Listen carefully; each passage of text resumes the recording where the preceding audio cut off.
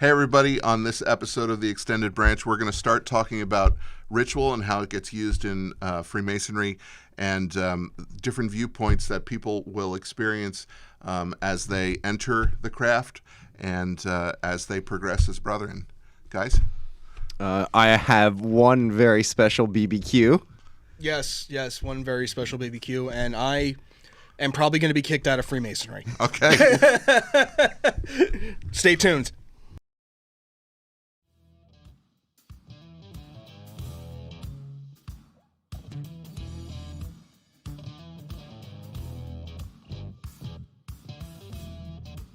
Welcome to The Extended Branch, a podcast aimed at demystifying the fraternal aspects of Freemasonry. I am worshipful brother Andrew Rizzatello. With me tonight are my co-hosts, brother Billy Bilbo. Hi, everyone. And brother Kevin Cotter. Hey, how you doing? Society of King Solomon. Yes, I will continue to say that. Haha. Unite. This episode, we don't have a guest because what we're going to be speaking about, we wanted to control. Yeah. Because it could be very much... Disarming. disarming topic. Yeah. But, however, the disclaimer, thoughts and opinions shared by participants and guests of the Extended Branch are of their own.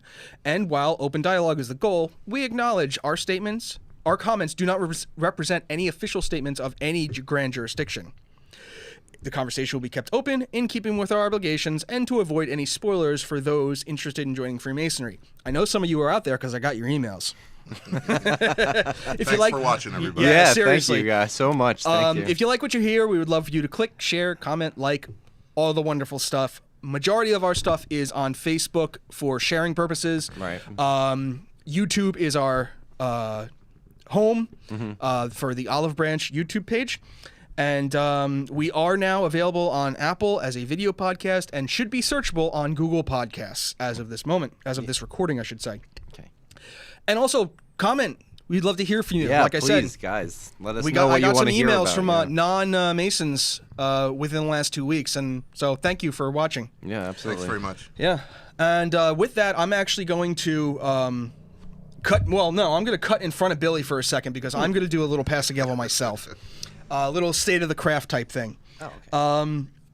As of this recording, the state of New Jersey has allowed an uptake in participants in both or in all things, outdoor dining, etc., etc. We here in New Jersey are classified as just standard indoor gatherings. So we are now allowed 25 people indoors, 50 people outside. So if those of you out there that are a New Jersey native and would like to get into Freemasonry, you now have the ability to go to a lodge and be like, hey, can I join you for the night, whichever night that may be during the week. Right. And it's getting nice out to keep your ears and eyes open. Oh, absolutely. Hopefully we'll have something outside. Yo, absolutely. I know our lodge particularly is looking for a barbecue sometime late May, early June. And we got tents. We got tents. And if you are of the tobacco persuasion, yes, we do have a lot of cigar smokers, so we'll have some fine tobacco there too, if that's what you do. Brother Jim Moretti, who was on. Yes. You guys who have listened before. And as of that, now I will pass it over to Billy to continue the conversation. Gentlemen, good evening. How are you? Good evening, man. sir. How you doing? Not bad. So I'm going to jump right in. I'm going to go right into BBQs. Even though we don't have a guest. No guest. No, just you two. Because I'm Billy Bilbo, and these are my questions. So. Where's that womp-womp sound? Womp, womp. So, Andrew, Kevin. Yes, sir. Yes. Guys, what do you want to talk about? Well, Kevin? We had an idea. That's my cue. That's my cue. Let's do it. Okay, so a while back, and for a number of different reasons, we thought that this episode should be designed to be the three of us so that we could sort of get a little further into the weeds on a discussion that we feel like is important. It's very topical, but it's also something that really you have to spend some time with, and that's the topic of ritual in Freemasonry. Don't worry, we're not going to be giving anything away. Okay, but, so I can tell you that what I'm kind of hopeful for is that we don't get into a really heavy academic discussion tonight. There'll be some terms that for people that are not part of the craft yet that you'll need to know just to kind of follow along. But other than sort of pointing those out as we go along, we're going to have a very sort of open discussion. It is going to be a challenge for us. I think it's important to point out. Yeah, definitely. Because To reel it in, there are certain, well, yeah. yes, to reel it in, but also there are certain things where if you don't hear us say a particular topic, for anybody who's a master mason or fellow craft or entered apprentice, you can probably fill in the blanks. Yeah. Right. So I'm sure you'll all understand. But that's kind of the plan for tonight. So, Right. So, I'll take the blame for wanting to open this can of worms. No. So initially, just to throw it out there, I don't want to I don't want it to be a real academic thing. So I don't want to say what is ritual, but we'll be here, for the next episode too on that same question. But if we were to say, if you were to have a description of what ritual is, of your understanding, your time in Freemasonry, or just in general, what would you say? What would you share with somebody? So, I'll admit that one of the inspirations, at least for me, on my end, for the topic of this show, came from the Masonic Roundtable. And I sorry, I forgot which one of the hosts said it, but one of them said that ritual, the word ritual, does not always have to pertain to a religious or a occult or something like that. Everyone in this room right now has a ritual when they wake up in the morning. What do? You wake up, you make yourself your coffee, you get dressed, whichever order it is. That's your morning ritual. Yes. So to me, it's a series of actions that you do to maintain what would be to maintain structure, I guess, within your own mind, so to speak. Yeah, fair. That's great. For me, so when I think of ritual, and specifically pertaining to what we do in the lodge, it's kind of, for us, we do the same thing. It's repetitive. We move inside the lodge, as we talked about before, as officers, and we get different roles. But basically, what we're doing is we're acting out a play that has no end. It's kind of like the song, this is the song that never ends, because no matter, you can go in at any time, and if it's if you're doing a degree, if you're doing a normal night and you've never been to the lodge before, it's a pretty good chance that you can probably tick through everything that's going on, because it's the same thing we do all the time. Not saying that detracts from the meaning of what we do. No, in fact, if anything, it adds to it. Right, The fact that absolutely. we continually do the same thing. Right. And also, it's jurisdictional. You're going to hear that word a lot. Yes. We even say it in the disclaimer. Every state has just a small tweak on the ritual. Right. Even though it is the same message that is brought forward.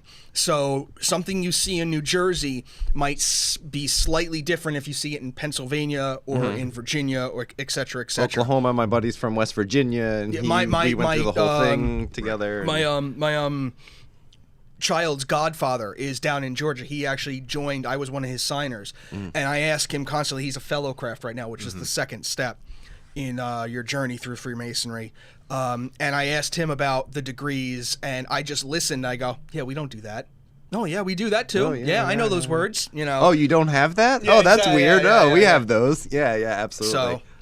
So I think the word that I kind of want to dwell on for a second is the word repetitive. All right, because repetitive, it has a certain negative connotation. Absolutely. But I think I absolutely know where you're coming from with this, because it is repetitive, except for one or two people in the room where it's the first time that they're seeing it. Oh, yes. All right. So we're gonna sort of bring that up as Child's well eyes along the way. type of thing. Absolutely. Yeah. Absolutely. So, as you might imagine, if you're listening to this, you're either very well aware, or you're probably aware that we have a number of different rituals and ceremonies that the Freemasons carry out on a I'm going to say a weekly basis in Pretty terms of the much, lodge. yeah. I mean, even if So- it's not a, Jurisdictional. So then my question then is, what is the purpose, right? What would you say if you were going to explain to somebody like, okay, well, I'm joining your group instead of X, Y, and Z, whatever the group is. right. Why do we put an emphasis on this? Like, why are we, like, what's the purpose? For me, all right. So, being younger of a Mason than the two of you, for me, it was a teaching tool. So you watch this ritual, and you see how it goes. You go to the first meeting, and I'm going to tell you, for anybody anywhere, the first thing that you do when you officially become a Mason, it's a blur. You really remember minimal things from the night, and you really don't know what's going on. You remember the closing because it's the last thing that happens, and then you're like, oh, now I can go downstairs and take the suit off. adrenaline rush Yeah. of, oh, I'm done. But when you sit in a normal one and you see them do this, and then you go back the next meeting and you see them do this again, and you start picking out different people and you watch them and what they're doing, and for me, it's like all right, he's doing the same thing. He doesn't really detract, but there's a reason. There has to be a reason that he's doing it this way. Like, everyone is doing it the same way. He stands this way. When he walks in this certain pattern. Like, why is he not just walking up to it? Like, why is he doing this weird thing? Why is that it not he's free doing? form? Why is it Right, yeah. Why can't he go past that one part in the thing? And and you start to learn, and you start to see it, and it's not. And again, repetition, like Kevin and I both said, it doesn't detract from it. It's really like almost marching, or when you see actors and they do a play and they rehearse and then they go in and they do the they have their dress rehearsal, and then finally it's time for the big night, and you want to make sure that when you're doing it, but it's not a play. It is a play, but it's not a play. Right. You know what I'm saying? Because we take meaning from the actions and the things that are said, the actual words that we say, the reason that we make the movements that we move. We learn these things as we sit in lodge. Okay. And it helps us understand what's going on. What do you think? So, I'm going to go with the whole play thing. Okay. That it is theater, at least when it comes to the degrees. The degrees are absolute theater to me. Well, you And can't I don't deny mean that in a negative sense. I mean that in the way that it's performed, the way it should be performed. Yeah. It should be acted. Like, you need to embrace that inner, Sean Connery or whomever, and really play the part that you are designated in that play. If you are an officer, if you're a candidate, like Billy said, it's a blur. Yeah. Especially the first degree, the entered apprentice degree, There's you are just so much going on. bombarded Yeah. with not only information but all these symbols and Voices and and, everything, yeah, everything. coming at you from all directions, and you're like, what did I get myself into? So that's the reason I wanted to bring it up. So at this point, there's probably one or two terms to throw out. All right. So there's a before, during, and after sort of existence that a person will have going through this process. Let's just say for the first time. So prior to going through a ritual of Freemasonry, those people are referred to as the profane. Right. Yeah. It's not a term that has any negative connotation, but Yes. we refer to it as profane. It literally means uninitiated. All right. You could extrapolate that to use the word ignorant, but again, that has Ignorant sounds way Even too more negative. negative. it's too negative. Naive, if anything. But Yeah. yeah. So but we fully intend for people to start in that state, because the way that things are literally unveiled to you requires that you experience them in a very particular manner, right? So then when you go from the profane to the person who you've been petitioned and you've been accepted by the lodge, and we tell you to show up on a particular day and time, you are then referred to as the candidate. Yes. Right? So as the candidate, you are encountering this idea of ritual for the first time, right? And I will tell you that that's the moment where I go into kind of mother bear mode, and I'm really super, super protective of what I'm going to refer to and we'll talk about later as the initiatic experience. Oh, yes. Okay. Yeah, agreed. I'm really, really, really cognizant of that. It's just one of my things, and I think all brethren are, because we're going to find out, what we'll talk about, is that you can identify with that candidate. And then, yes, very much so. as you might imagine, and I don't think this gives anything away, by the time you've gone through your first degree, you are referred to as brother. Yes, absolutely. Right? And So- you receive So, I mean, a every vast majority of the benefits of being a Freemason. right. Right. So I think we've hit on the fact that absolutely ritual is meant to be instructional. Absolutely, it has great aspects of theater and should be presentational. And I agree with you completely. And I have a whole list that I'm eager to go through. Yeah. But at this point, before we launch into anything else, do you guys have? No, because I want to hear what the rest of you, before I Okay. start spoiling things. Okay, all right. Yeah, don't spoil. Yeah, I know. I'm horrible at that. Okay, so, so here's my question then. Okay. And I wanted to save this for I thought later. this was supposed to be but- BBQs. It's KCQ. Right. So my question then is, we're taking the time to do it in this manner, right?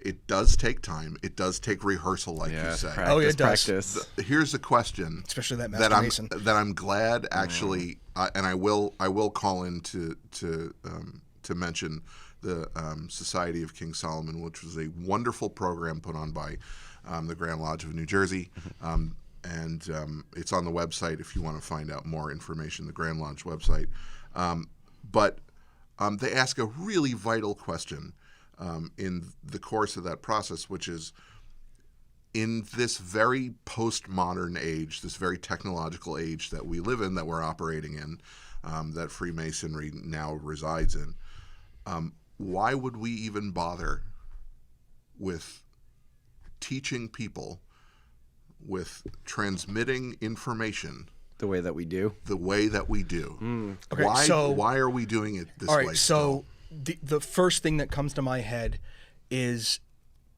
the way that we do it, as opposed to the instantaneous nature of most of society now, is it's earned and worked for in Right. some aspect. The candidate I think or that's really important. the candidate or profane, whichever term you want to use, came to us asking to be a member, submitted their petition, had a committee of investigation, and now is sitting in the ante room or candidate's room, whichever you consider it, waiting to be brought in. There is a feeling of, I'm doing this. And I'm sure the both of you got my that God, when yeah. you were sitting in Absolutely. that room. And I love working for it too, man. I really do. It is. There is a, as much as it isn't something you physically, like, you didn't, shovel something or like something like physical work like that. It's something that you earned in a way, like a degree, like from college or something like that, where you actually applied yourself, and this is your quote unquote reward. To go through the degree. Yeah. So the feeling of satisfaction, the feeling of wonder after completing any of the degrees, even if it's beyond the first 3 degrees and you go to Scottish Rite or York Rite or any of the other appendant bodies, the feeling of the anticipation of the degree, the anticipation of knowing that there is a series of actions, a play that you're going to see happen because you got to that point. Yeah. It's like seeing the cutscene in a video game that you spent so many hours on. Oh yeah, Hint, hint, Mass Effect, hint, hint. Yeah. Oh yeah, that's we were just talking about that before. So, I 100% agree with you that it's all about working. It's basically introducing you to the fact that, hey, you're a Mason. You have questions. We're not just going to outright answer them for you, but we will absolutely guide you to where to find these answers. Let's start with this, and then. But the other thing, I think, the reason that we do it the way that we do it is you're brand new. You're the new kid in school. You don't really know that many people. Maybe you do. Maybe you hung out. You don't.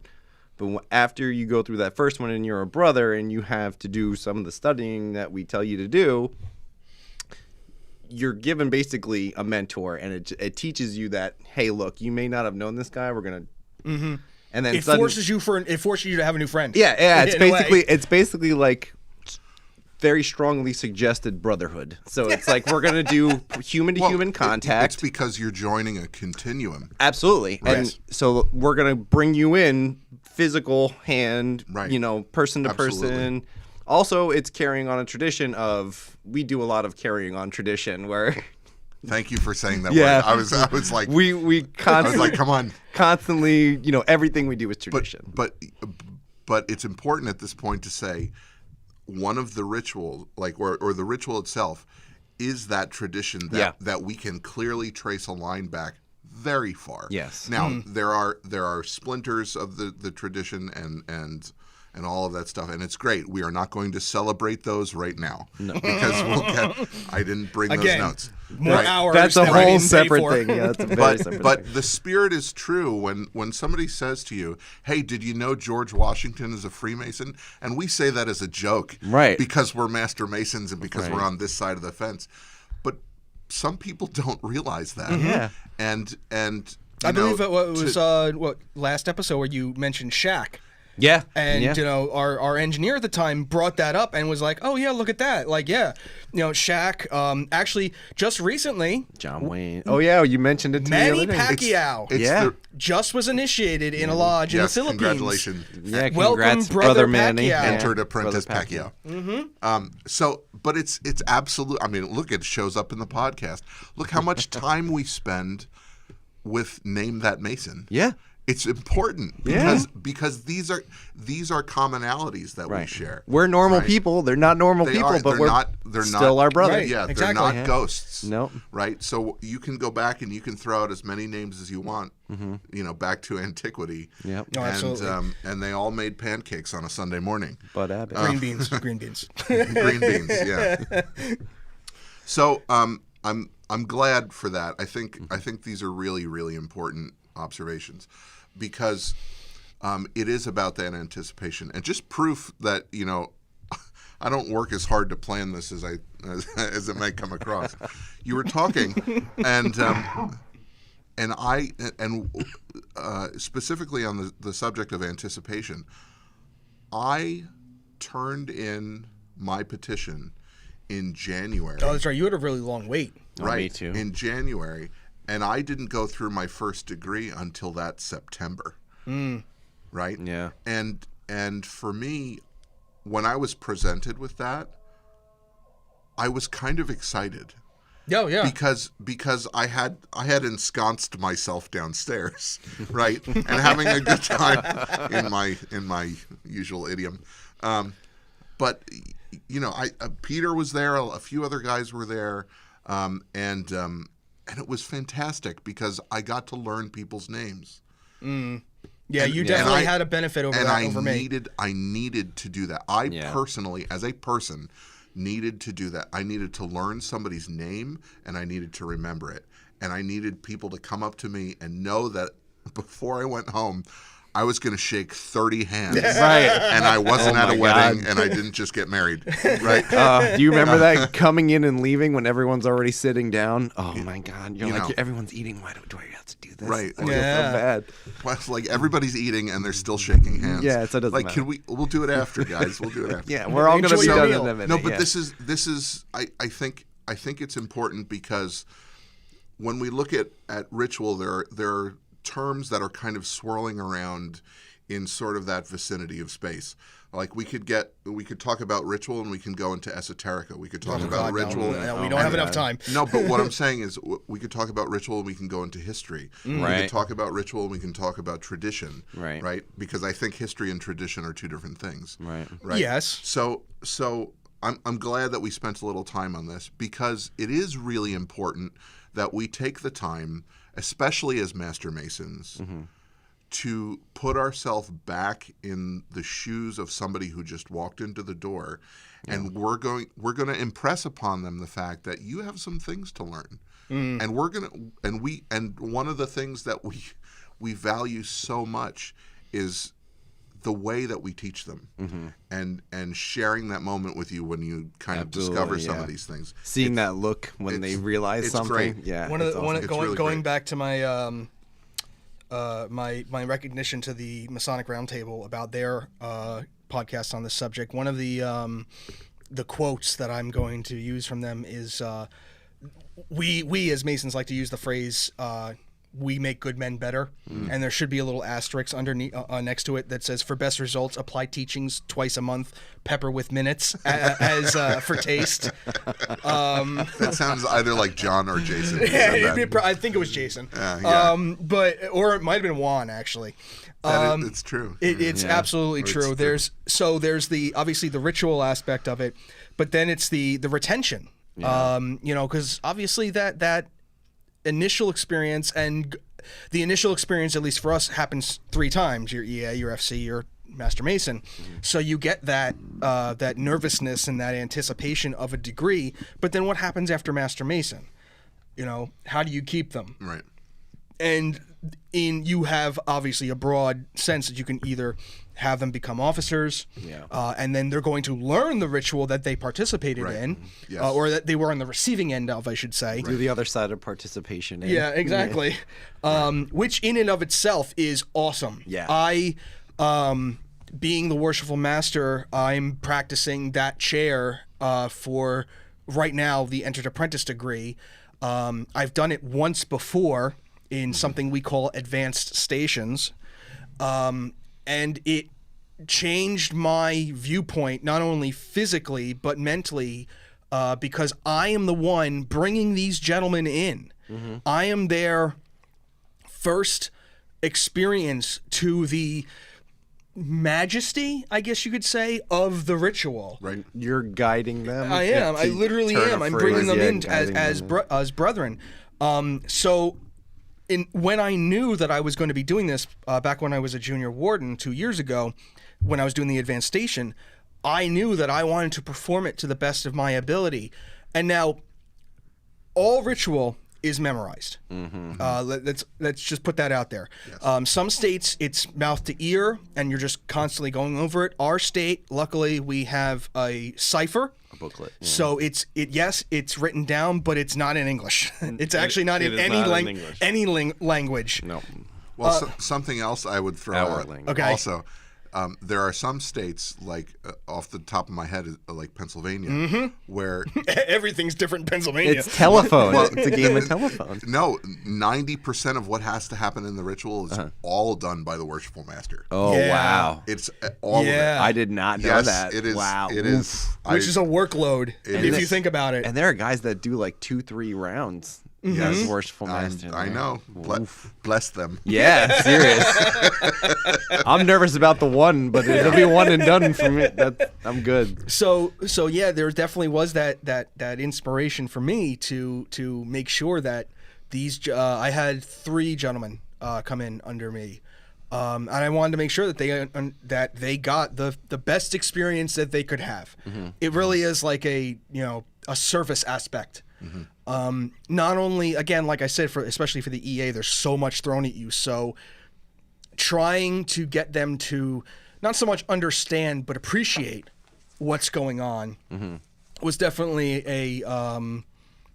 a focus of mine.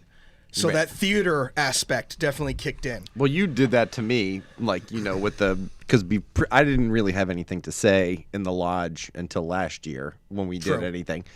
So, and I would just listen to you, and there are a couple other brothers that come in, and they do a really great job performing the ritual. And I say performing like as, almost legitimately performing. They take the like theater the way aspect it is. Yeah, we have a couple of brothers that do a great job at certain roles. And particularly Andrew, because every week, there are a bunch of us that are there every week, and you see the same people do the same things every time. But Andrew really put an emphasis on the first time for the theatrics of it, like really getting into the role, taking a command voice, like changing his voice to a different pitch, or addressing when he looks and the way that he does things like that. And I'm like, you know what? It really looks good. Like, why wouldn't we want to do it that way? And I kind of took a cue from that, and I'm like, yeah, you got to find a cadence. And myself, I took that from from a Master Mason degree that I saw done in Trenton by the Scottish Rite. Right. The gentleman who was sitting in what we call the East, the Worshipful Master's chair, completely went theatrical on it. And Yeah. I loved it, Yeah. especially with the Master Mason degree, as both of you know, and any other Master Masons out there know. Absolutely. It was amazing. And like I was already a Master Mason at that point. I was actually one of the chairs. I was a side officer that really didn't have that big of a part. But to watch that gentleman work and do the degree, oh my God. Yeah. it was like watching Shakespeare. So I want to head in that direction then.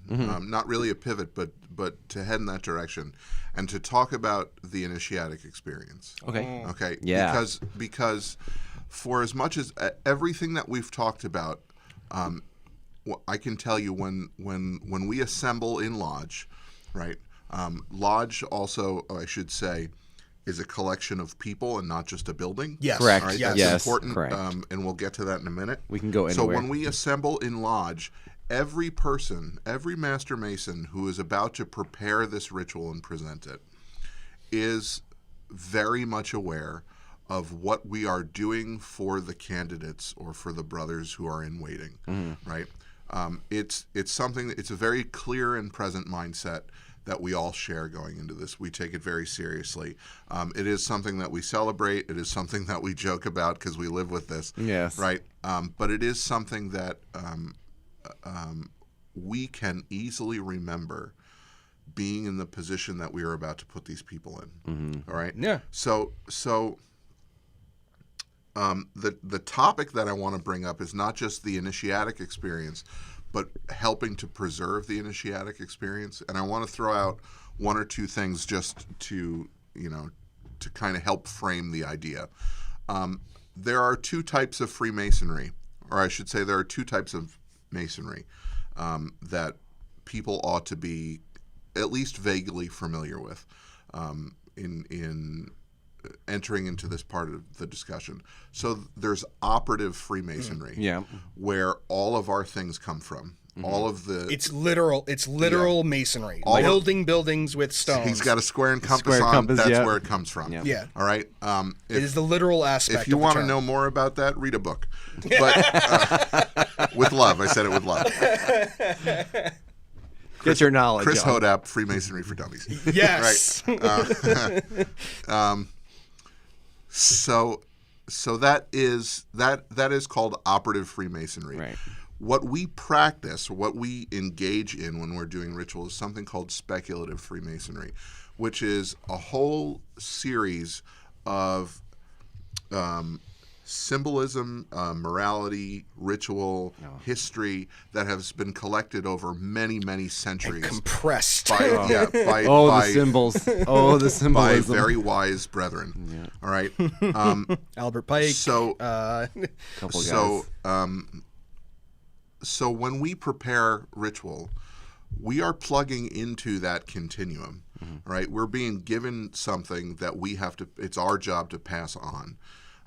So when we have an initiate come in, who is someone that is prepared to learn something new, right? That's the definition that I'll learn. That is also part of a continuum. That comes from a very, very, very old practice from many cultures of the world, where you are the mystery schools. You are the mystery schools, the initiatic schools. This rite of passage that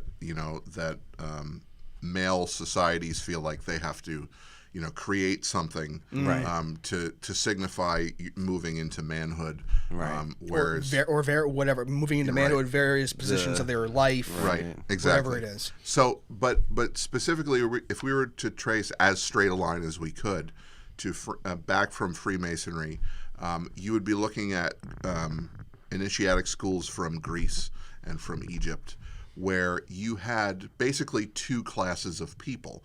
You had the practitioners, right, which fulfilled important roles within that particular society. And then you had the priest class, right? Yeah. So these are the people who lived much more of an ascetic sort of lifestyle. You know, they spent a lot of time in the woods and looking at the stars, Making wine, eating you know, certain plants. very, you know.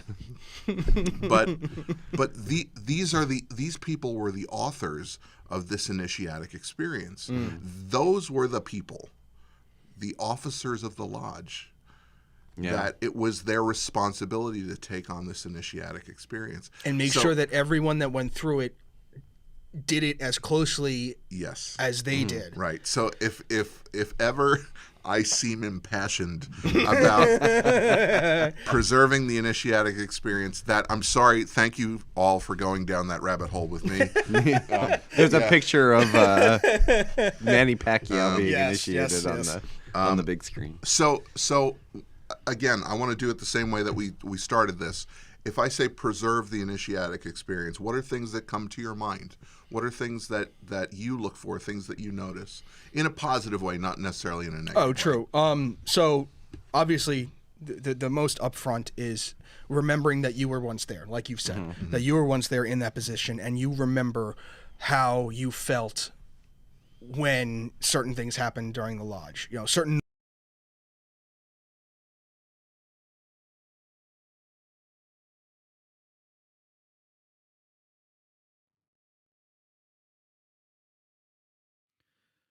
Don't adjust your YouTube set.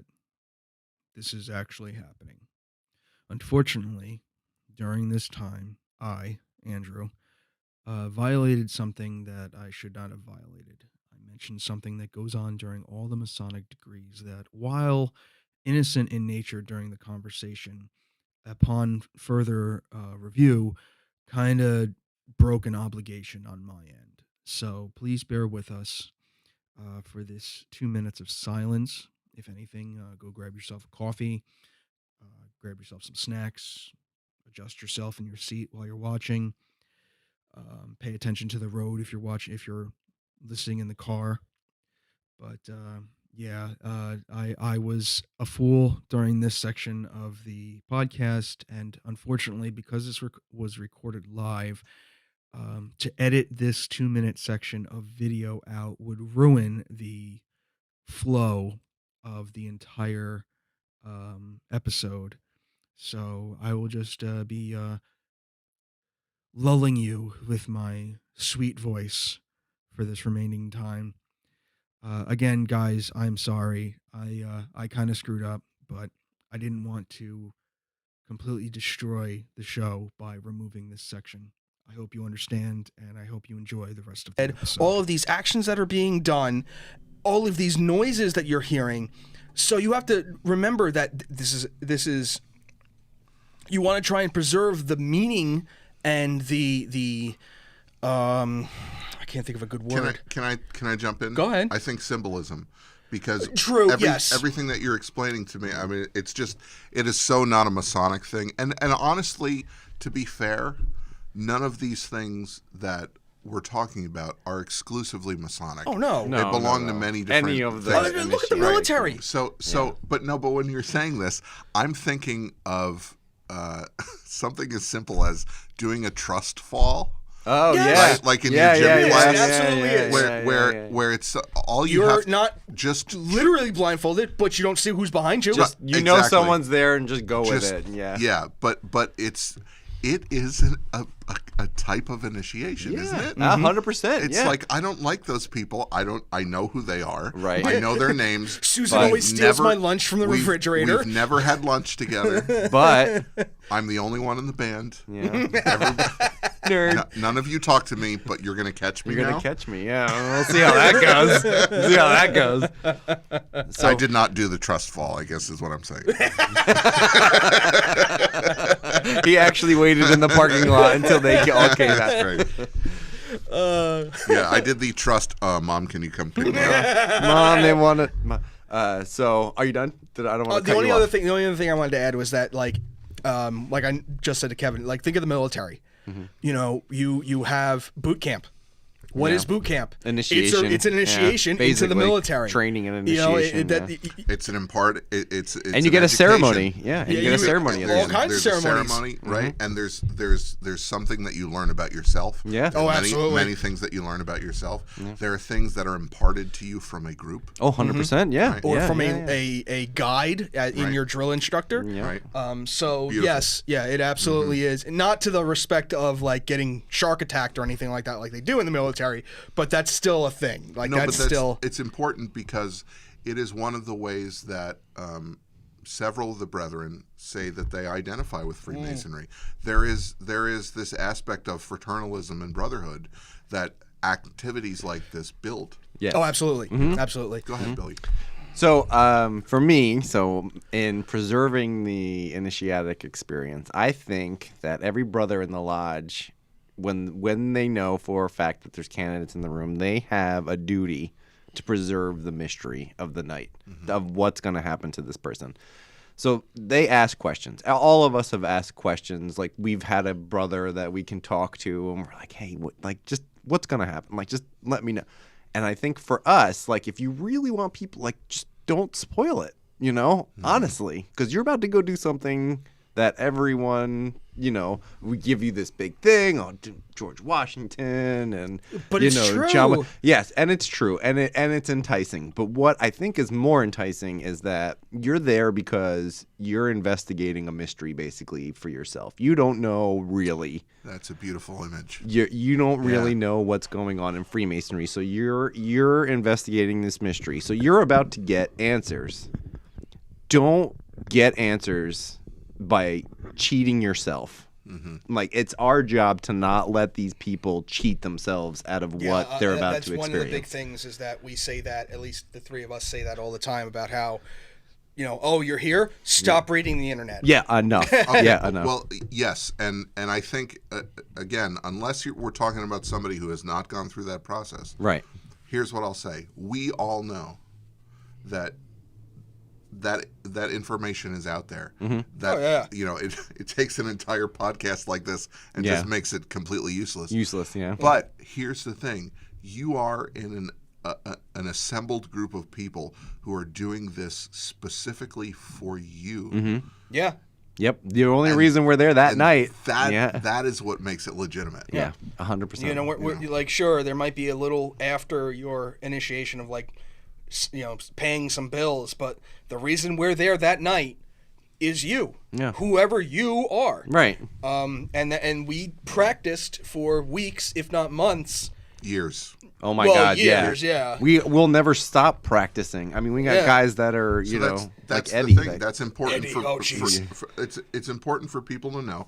There are roles that people will gravitate towards in terms of officers and the way that they participate in ritual. But there are some people who literally have been Freemasons for 30, 40, 50 years, and when they stand there watching someone new come through the process, It renews their faith in the, They could be, yes, absolutely. Right. They could be speaking or not speaking, but they are contributing to that person's experience. 100%. That is absolutely. I mean, that's the point. Yeah. That's the whole thing. Because it goes down, like whoever, the guys that are giving him the ritual now may be taught by this guy, and he, absolutely, or they were initiated by this guy that's standing there now, who's watching them, and he's like, "This is my pupils," or these. So one interesting thing about things being passed down, and whether it be knowledge or the tradition and whatnot. My coworker came to me and started asking me about Freemasonry. He's currently on our petition list at our lodge, and one of the very first things he said is he wanted to pass it down to his son, which is that's important. Fun. We've I believe we've mentioned it when Adam was here on our episode about the Lewis Jewel. When we spoke about the family ties and everything like that. And while it's always cool because, the wages of a Master Mason are pins and coins and whatnot. All our flair. Yeah, oh God. Our many pieces You of thought flair. Fridays was bad. Just wait. We're going to give you a new You addiction. haven't been.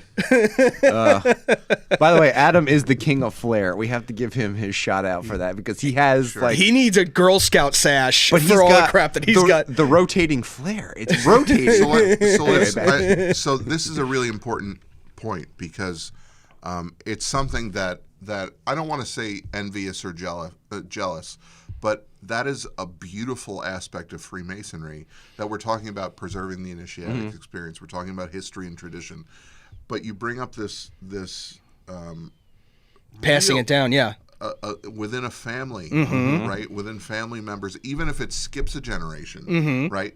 I mean, that is absolutely beautiful, and if anything, it brings family members closer together. many times. Yeah, that's how I got here. We're talking about brothers. We're talking like Legitimate, like fraternal blood brothers. Yeah. We're talking about fathers and sons, uncles and nephews. We're talking about grandfathers and grandchildren. Right. It's a beautiful moment that the rest of the lodge is just kind of along for the ride while this is going on. There was something and really it's very reverent. Yes, there was something really special that happened during my first year as a Mason back in.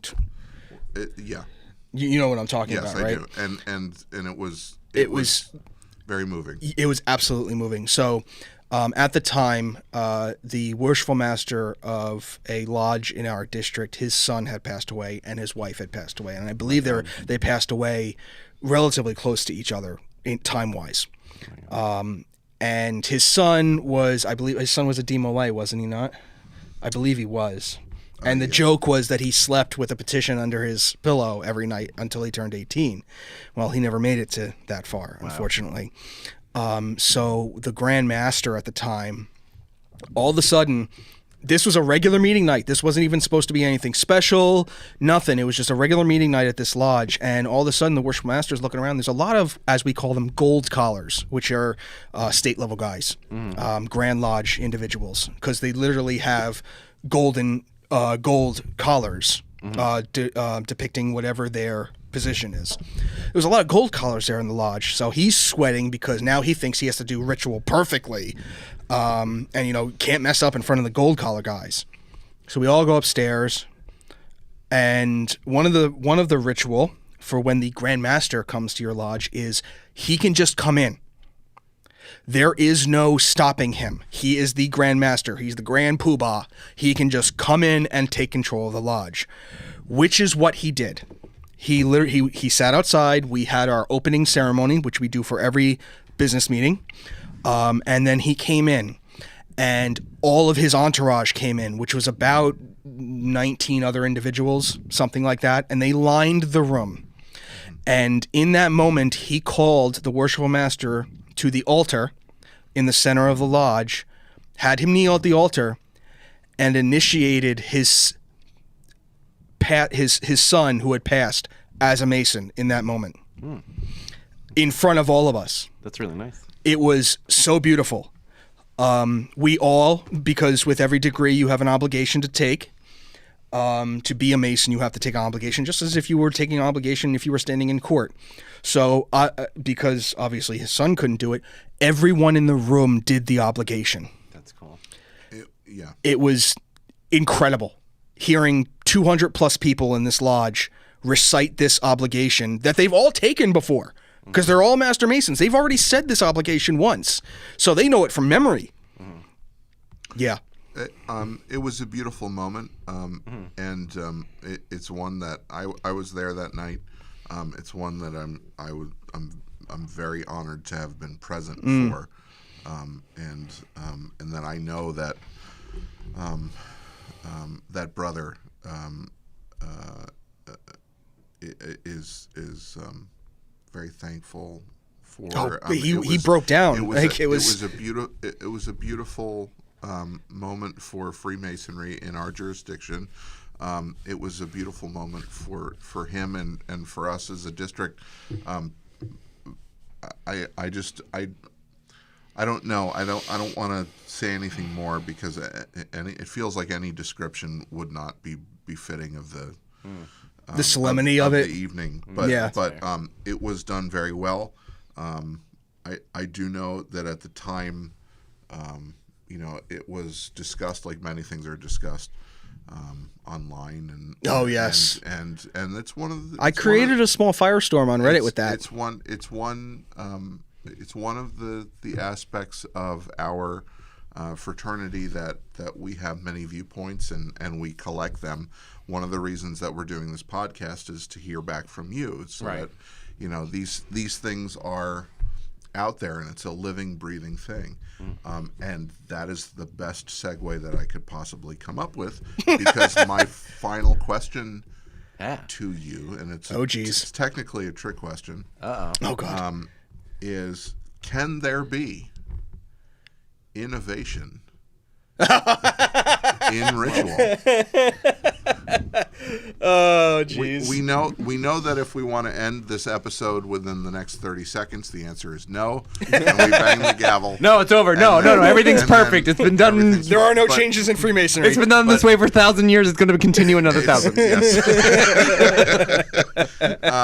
No, but the question, it does beg the question, because we've been talking about very hot button items. If you're talking about very strict interpretation of ritual, Yes. Ritual is not theater. No. Oh my gosh. Oh, please. No, ritual is ritual. No. It's not theater. Yeah.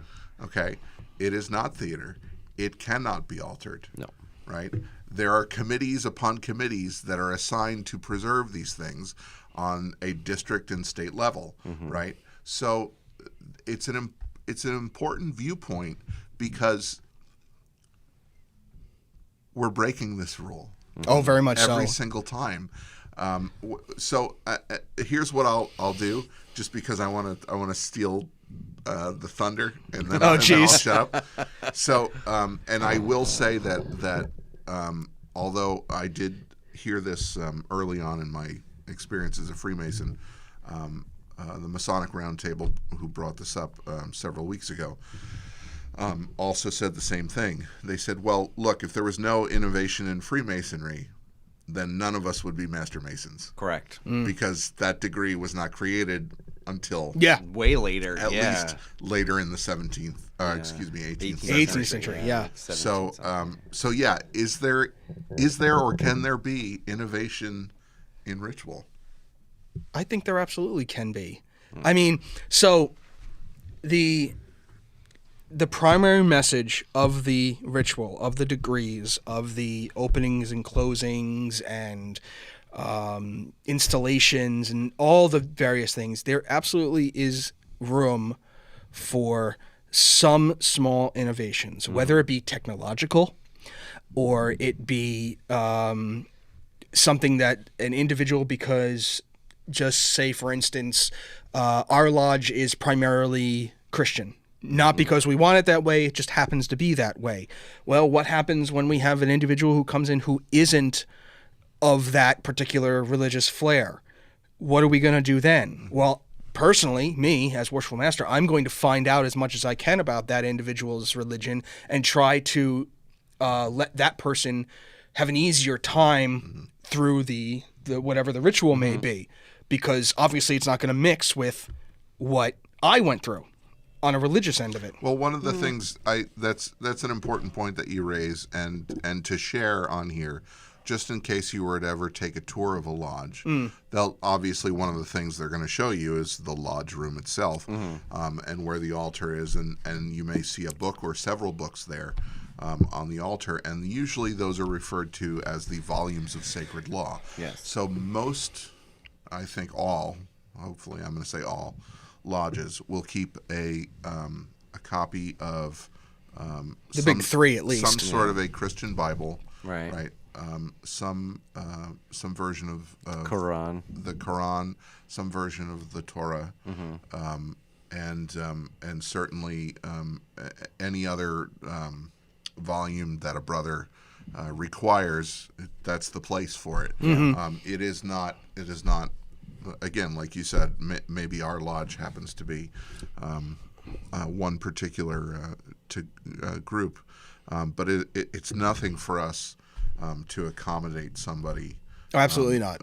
who need Yeah. it. No, absolutely not. I would have no problem with any And individual coming in like that. Like I've seen the books. We have all of them. we do. We do. So So like going back to the innovation end of it, I think there has to be some innovation just to keep up with the times. However, the message that is behind the ritual, whether it be any part of it, whether it be the opening, closing, degrees, everything, has to remain the same because that's what we're teaching. That is our biggest teaching tool. It is like preparing a meal. You know, the three of us can make a steak, but each one of us is going to make that steak a little bit differently, even though we have the same directions in front of us. We're all going to add salt, we're all going to add pepper, we're all going to add garlic. But from there, how are you going to make the steak the best you can? Right. So, for me, I think there are two places where it can absolutely be innovated. Number one is one that's it may take a very long time for it to happen, but it can, is the language of the ritual itself.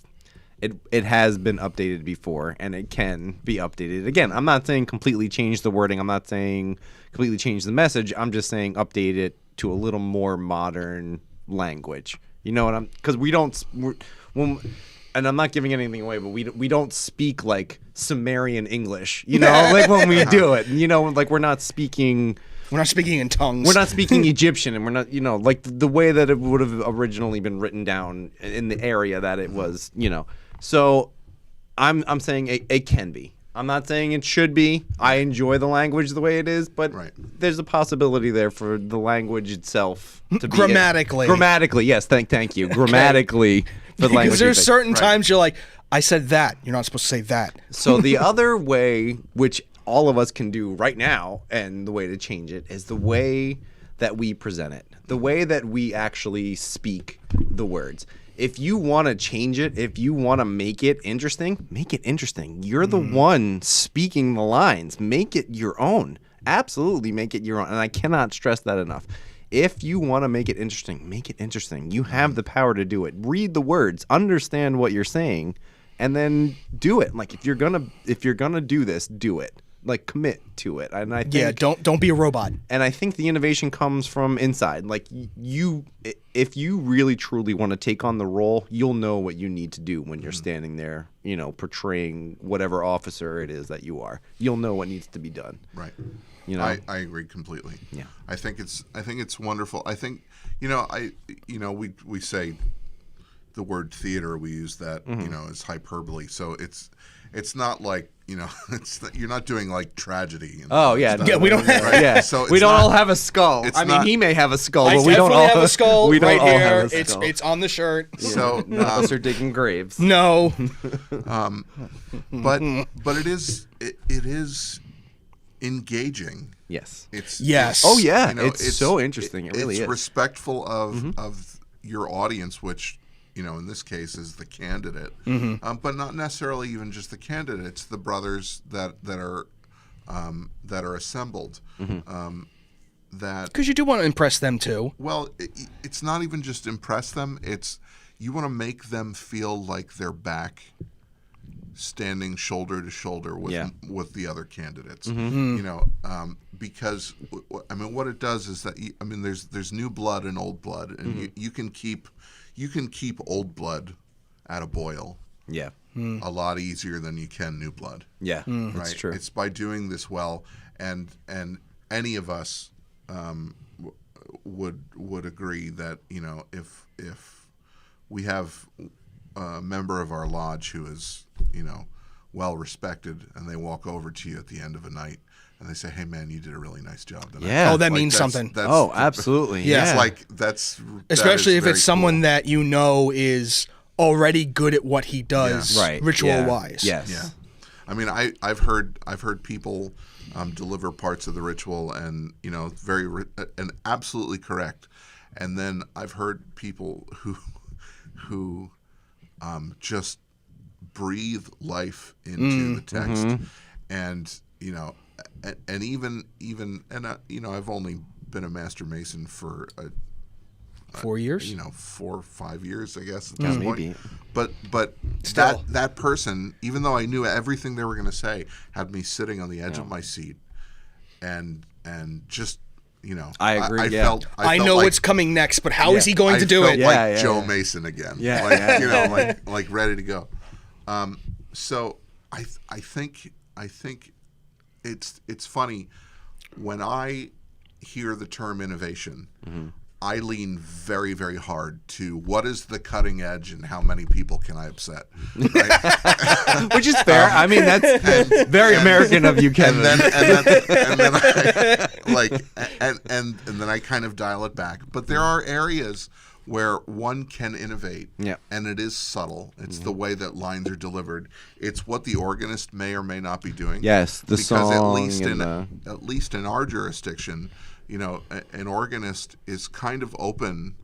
Yeah. To fill in space where there's not specific things going on, and that can sort of frame or bookend an experience in a very unique way, and that could be very different absolutely. from lodge to lodge to lodge, and it's perfectly fine, but it's just an observation.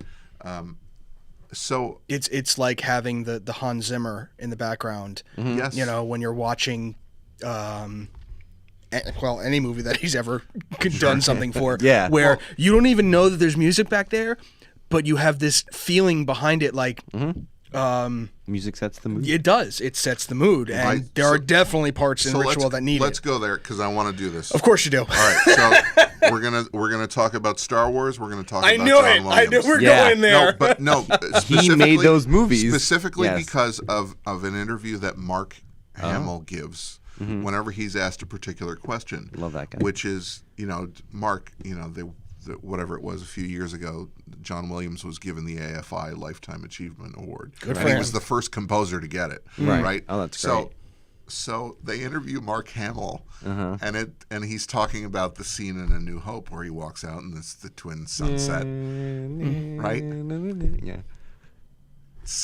So put yourself in Mark Hamill's position. He goes, there wasn't any music. No, I was They just said walk out and look at the sunset.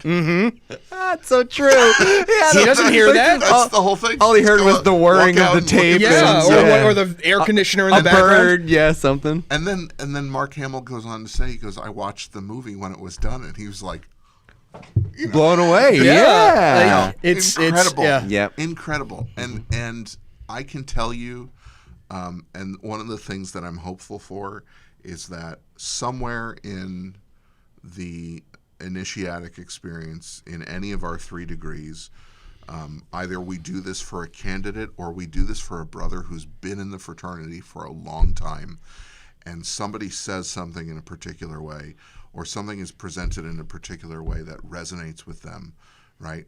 And they might never share it, but it's deeply personal, and it's something that I think every Mason who has gone through their degrees will tell you. You find a quiet moment in every ritual where you are either with your own thoughts or you're with the candidate's thoughts, and it's a beautiful thing because it's a shared experience. It's not something that you learn once and now you know it. Yeah. Agreed. So for me and for the things that I kind of wanted to talk about with ritual, I mean, like We're trying not to go down the esoteric hole because that's as a first conversation. Yeah. I think this is it. As a I tip, think yeah. this is what it's all about. Cool. I think this is something like we talked about. We talked about where it comes from. Yeah. It's important to know. You don't have to. Again, like one of the things that I wrote. How important is it that a brother Mason understand every little thing that goes on in ritual?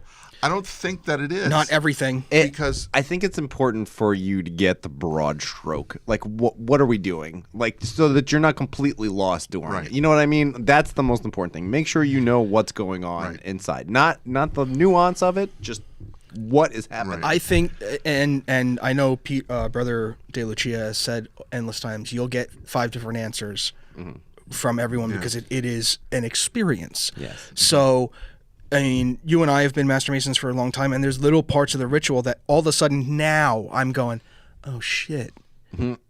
You know? So, like, there's just little parts that you're like, oh, I get it now. Oh, that's why. Or it just connected to me in some way.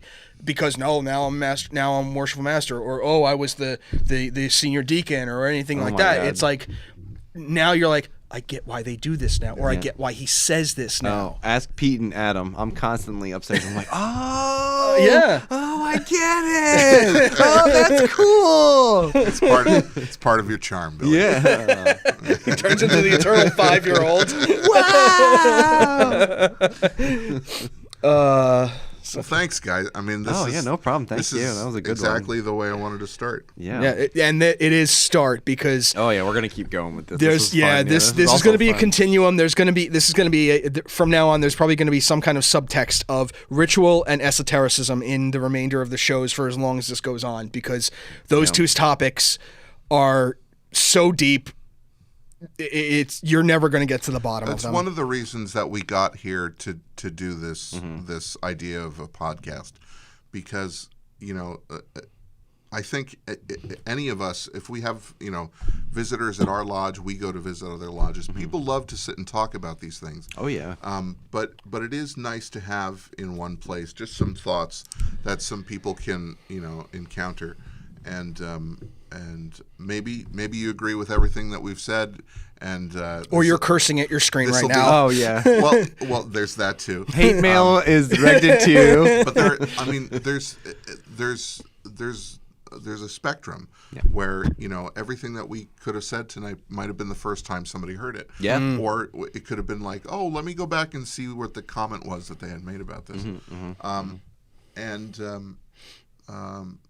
The last thing that I wanted to call up was a question that you had thrown out, which was, how would Freemasonry reflect or mirror or enhance a fraternal experience that you might find somewhere else? Right. Right.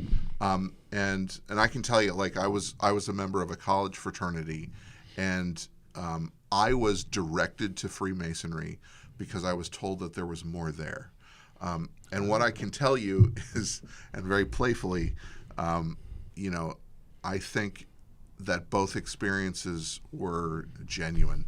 I think I learned things. I came away with things. I was given information that I could use in both groups. But I also know that by the time that I came to Freemasonry, from when I was first made aware of it in college to when I became a Freemason was 13 years. Wow. So I think there's a wider representation of brethren in Freemasonry versus maybe a college fraternity. Yeah. Duh. Absolutely. And that's the only thing that I would Otherwise, offer. fairly similar. I believe so. I mean, I don't want to get too far into the topic, but yeah. But like, yeah, I think, kind of the I same. think so. But, yeah. I think it's this idea of shared experience, shared knowledge. Something that you can refer to as a commonality between people, and that you're going to use that to grow as individuals, to grow as a group, to go out and interface with the community. Interface. Yeah. Plus a sweet clubhouse. Yeah, right. Sure. So to kind of cap all of this off, the easiest way for me to describe the feeling you get from the initiatic experience, from the ritual. Remember back, if you're old enough, if you're younger, maybe you didn't see this, maybe you didn't feel this way, but if you're my age or older, when Vader revealed that he was Luke's father, and you not knowing that until that moment, that's what it feels like. Yeah. That's what it feels like going through the initiatic experience. Just that mind-blowing realization that there is this, now the world has expanded and there's all these possibilities. Yeah. That. So with that,